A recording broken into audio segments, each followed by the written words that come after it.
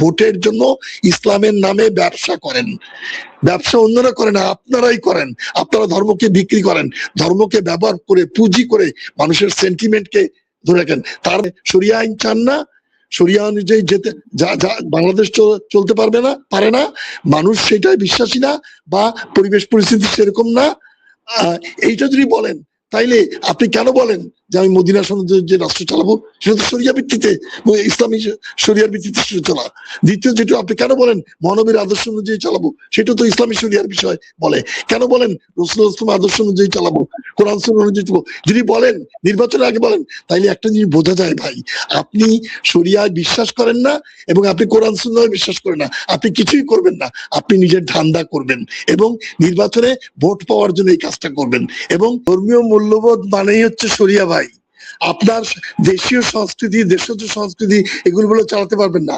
If you are a Muslim at all, আপনি যদি মুসলিম হন তাহলে আপনার জন্য বিবেচনার বিষয় হচ্ছে ধর্মীয় মূল্যবোধ, এবং সেই ধর্মীয় মূল্যবোধ এবং ধর্মীয় সংস্কৃতি সেইটা কিন্তু ওই শরিয়া ভিত্তিকই হতে হবে, আর কোনো রাস্তা নাই। এক, ইসলামের আলাদা কোনো দেশজ কালচার নাই। যদি আপনি মুসলিম হন ৯২.৫ ভাগ, তাহলে আপনার সংস্কৃতি, আপনার মূল্যবোধ, আপনার রাজনৈতিক বিবেচনা সব শরিয়ার ভিত্তিতেই উৎসারিত হতে হবে। হ্যাঁ, আপনি একদিনে সেটা করবেন না, বুঝবেন না, দীর্ঘ সময় লাগবে, পরিবেশ পরিস্থিতি সব বিবেচনায় আনুন, কিন্তু আপনাকে তো ইমানের দিক থেকে এটা স্বীকার করে নিতে হবে যে আমাদের জীবন চালাতে হবে কোরআন এবং সুন্নাহ অনুযায়ী, অর্থাৎ শরিয়া অনুযায়ী। এখন আপনি নির্বাচনের আগে বললেন, এই বিএনপির প্রধানও বলেছেন বারংবার, আমরা মহানবী সাল্লাল্লাহু আলাইহি ওয়াসাল্লামের আদর্শ অনুযায়ী রাষ্ট্র পরিচালনা করব। আবার কখনো বলেছেন রাসূলুল্লাহ সাল্লাল্লাহু আলাইহি ওয়াসাল্লামের আদর্শ অনুযায়ী জীবন চালাবো। আবার কখনো বলেছেন মদিনা সনদ অনুযায়ী চালাবো। ওই লন্ডন থেকে বলেছেন, ঢাকা এসে নির্বাচন আগে বলেছেন, নির্বাচনী সভায়ও বলেছেন। তাইলে তিনি বলেছেন, তারপরে বলেছেন, কি বলে, সালাউদ্দিন সাহেব বলেছেন, অন্য বিএনপির নেতারা বলেছেন। একটা জিনিস সত্য, তাহলে তাদের এই ধর্মীয় মূল্যবোধ অনুযায়ী চালানো, তাদের এই রাসূলুল্লাহ সাল্লাল্লাহু আলাইহি ওয়াসাল্লামের আদর্শ অনুযায়ী চালানো, মহানবীর আদর্শ অনুযায়ী চালানো আর মদিনা সনদ অনুযায়ী চালানো, এই সব কিছুর এসেন্স বা সার কথা হচ্ছে শরিয়া, ইসলামী শরিয়া। তাইলে আমি একদিকে যদি বলি যে মহানবী সাল্লাল্লাহু আলাইহি ওয়াসাল্লামের আদর্শ মানবো এবং সেই অনুযায়ী দেশ চালাবো, মদিনা সনদ অনুযায়ী চালাবো, আর আরেকদিকে যদি বলি শরিয়া আইন আমাদের সঙ্গে যায় না, তাইলে this two things are highly contradictory. এই দুটো একটা আরেকটার সঙ্গে এরকম পরস্পর বিরোধিতা তৈরি করতে পারে না। আপনি একদিকে শরিয়া আইন চান না, শরিয়া অনুযায়ী যেতে যা বাংলাদেশ চলতে পারে না, মানুষ সেটাই বিশ্বাসী না বা পরিবেশ পরিস্থিতি সেরকম না। এইটা যদি বলেন তাইলে আপনি কেন বলেন যে আমি মদিনা সনদে যে রাষ্ট্র চালাবো? সেটা তো শরিয়া ভিত্তিতে, ইসলামী শরিয়ার ভিত্তিতে চলা। দ্বিতীয় যেটা আপনি কেন বলেন মহানবীর আদর্শ অনুযায়ী চালাবো? সেটা তো ইসলামী শরিয়ার বিষয় বলে। কেন বলেন রাসূলুল্লাহ সাল্লাল্লাহু আলাইহি ওয়াসাল্লামের আদর্শ অনুযায়ী চালাবো, কোরআন সুন্নাহ অনুযায়ী চালাবো? যদি বলেন নির্বাচনের আগে বলেন, তাইলে একটা জিনিস বোঝা যায় ভাই, আপনি শরিয়ায় বিশ্বাস করেন না এবং আপনি কোরআন সুন্নাহে বিশ্বাস করেন না। আপনি কিছুই করবেন না, আপনি নিজের ধান্দা করবেন এবং নির্বাচনে ভোট পাওয়ার জন্য এই কাজটা করবেন, এবং সেইটাই আপনারা কিন্তু করেছেন। আপনারা কিন্তু দরকার মতো মাজারে গিয়ে উদ্বোধন করে ফেলেন আপনার নির্বাচনী সফর। আপনি বোঝেনও না যে মাজারকে আপনি উপলক্ষ বা লক্ষ্য কিছুই করতে পারেন না। আপনি আল্লাহর নামে শুরু করতে পারেন কাজ, কিন্তু শুধু মক্কা এবং এই কাবা এবং মসজিদুল হারাম আর এই মসজিদুল আকসা, এইটা ছাড়া কোনো জায়গায় আপনি নিয়ত করে যেতে পারেন না। আপনি লক্ষ্য স্থির করেন যে শাহজালালের মাজার থেকে গিয়ে শুরু করবো, শুরু করবো, তাহলে আপনি বুঝতে পারেন যে আপনি কিন্তু আসলে ইসলামও বোঝেন না এবং শরিয়াও বোঝেন না। কিন্তু আপনি ওই কথাগুলি বলেন যে মহানবীর আদর্শ অনুযায়ী চালাবো, মদিনা সনদ অনুযায়ী চালাবো, রাসূলুল্লাহ সাল্লাল্লাহু আলাইহি ওয়াসাল্লামের আদর্শ অনুযায়ী চালাবো। এই জিনিসগুলি প্রমাণ করে যে আপনি ভোটের জন্য ইসলামের নামে ব্যবসা করেন। ব্যবসা অন্যরা করে না, আপনারাই করেন। আপনারা ধর্মকে বিক্রি করেন, ধর্মকে ব্যবহার করে পুঁজি করে মানুষের সেন্টিমেন্টকে ধরে রাখেন। তার মানে মানুষ চায় ইসলাম সেন্টিমেন্ট, মানুষ চায় শরিয়া, মানুষ চায় আল্লাহ এবং আল্লাহর দেওয়া বিধান, তার রাসূলের নির্দেশ দেখানো পথে মানতে, অর্থাৎ ইসলাম। এইটা যদি মানুষ চায়, যেহেতু এটা আপনারা বুঝতে পারেন, সেই জন্য নির্বাচনের আগে মানুষকে লোক ঠকানোর উদ্দেশ্যে আপনারা মিথ্যাচার করেন, আপনারা কিন্তু মুনাফিকের আচরণ করেন। সূরা মুনাফিকুন অনুযায়ী বা আত্মবা অনুযায়ী আপনারা মুনাফিকের আচরণ করেছেন নির্বাচনের আগে। নির্বাচনের পরে যখন বলেন এগুলো যায় না, আবার ওই আগের মতো শুরু করে দিয়েছেন, শরিয়া আইনে বিশ্বাস করি না, ইসলামে এটা যায় না আমাদের সঙ্গে, এখন বলছেন যায় না, তখন বলছেন বিশ্বাস করি না। তাহলে ওটাই হচ্ছে আপনাদের মনের কথা। ঠিক নির্বাচনকে সামনে রেখে আপনারা কায়দা কৌশল করেছেন এক। আর ওই যে আরেক জন দর্শক বললেন যে এটা বোধহয় অ্যাটেনশন ডাইভার্ট করা যায়, হ্যাঁ সেটাও হতে পারে। আপনারা এমন একটা ইস্যু তুলে ফেলেন, এটা মানুষ এখন শরিয়া আইন চাই কি চাই না এইটা নিয়ে কেউ আপনাকে জ্বালাতন করে না, কিছুই করে নাই, কিন্তু আপনি সেটা তুলছেন কেন জানেন?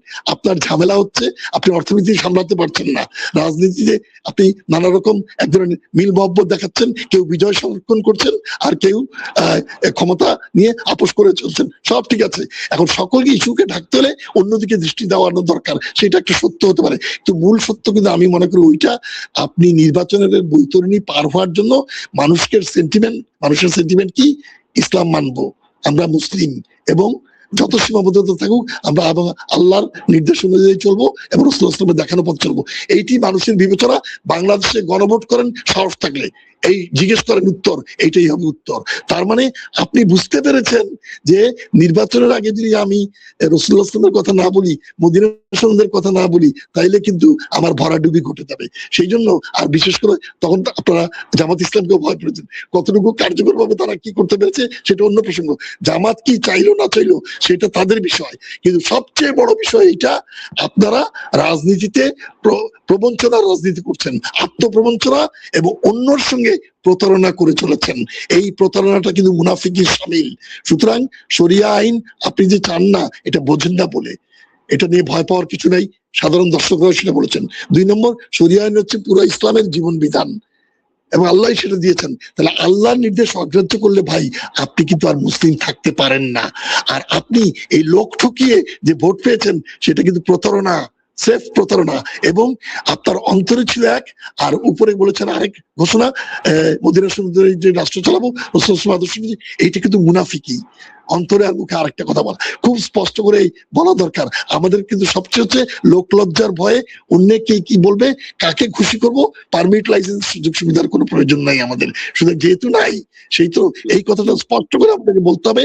আপনি যদি বলেন মদিনা সনদ চালাবেন, তার মানে আপনি শরিয়ার কথা বলেছেন, আপনি বোঝেন না মদিনা সনদ শরিয়ার ভিত্তিতে গঠিত।